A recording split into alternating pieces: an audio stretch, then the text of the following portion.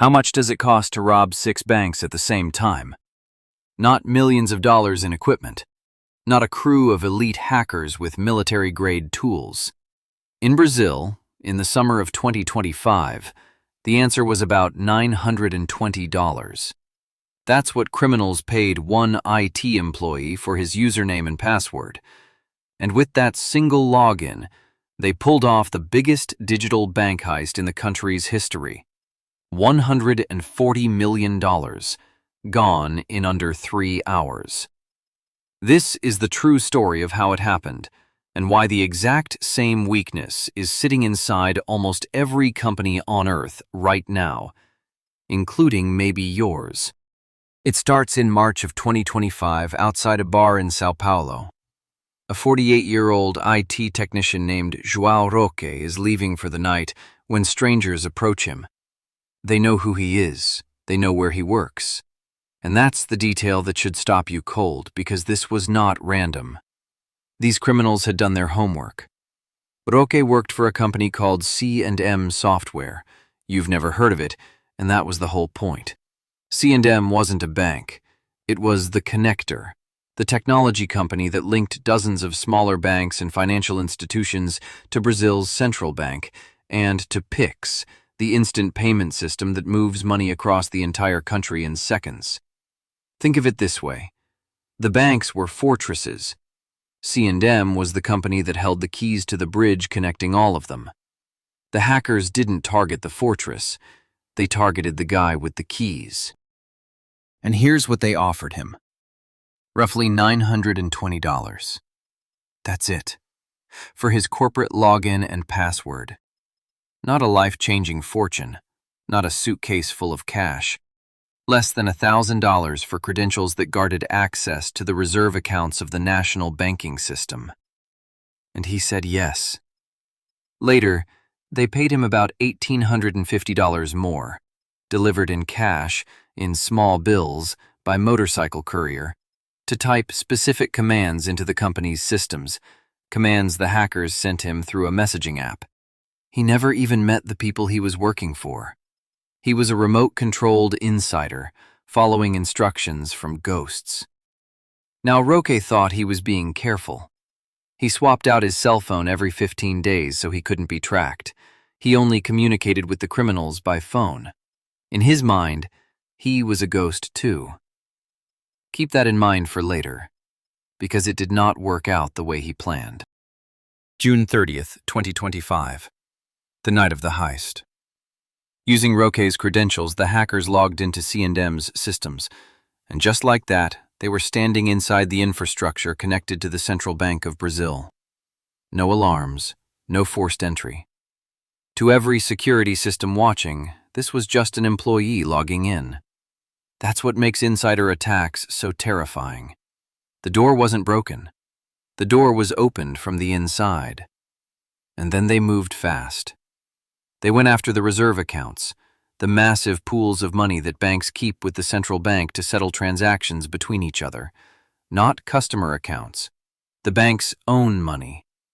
6 financial institutions hit in a single coordinated operation.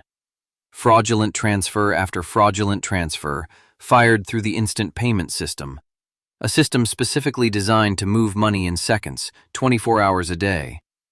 The very speed that made Pix a technological marvel made it the perfect getaway car. By the time it was over, in less than 3 hours, roughly $140 million had vanished. And the money didn't sit still. Within days, investigators watched $30 to $40 million of it get funneled into cryptocurrency, Bitcoin, Ethereum, Tether, pushed through exchanges and over-the-counter brokers across Latin America, deliberately scattered to make it untraceable. A famous blockchain investigator known as Zach XBT joined the hunt, working with Brazilian police to chase the money across the blockchain, wallet by wallet. Authorities managed to freeze around $55 million. The rest is still out there. And what about Roque, the man who sold the keys?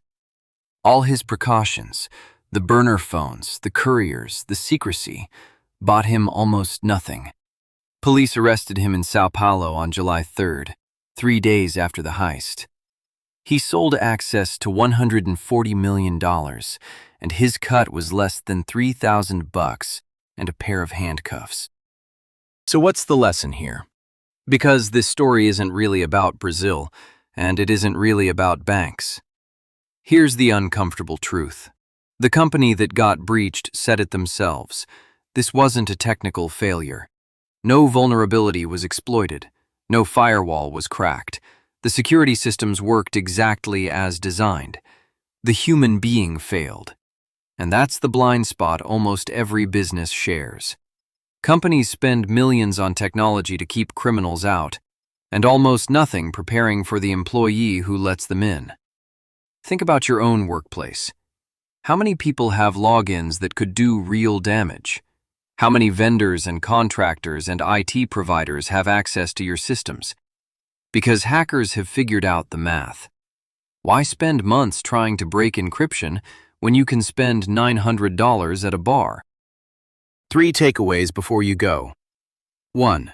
The biggest threat to any organization already has a badge and a password.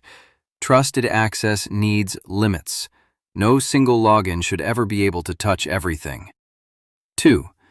Watch behavior, not just walls. The breach wasn't a stranger breaking in. It was an insider acting strangely, and systems that flag unusual activity are the only thing that catches that. And 3.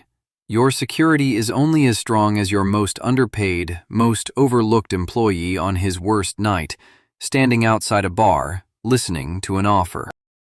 I break down a real hack like this every single week. How it happened, and how to make sure it never happens to you. So subscribe right now, hit the bell, and answer me this in the comments. What do you think it would actually cost to buy a password inside your company? Be honest. Next week, a hacker made one phone call to an IT help desk, politely asked for a password, got it, and it ended up costing Clorox $380 million. Yes, the bleach company. You do not want to miss that one. See you there.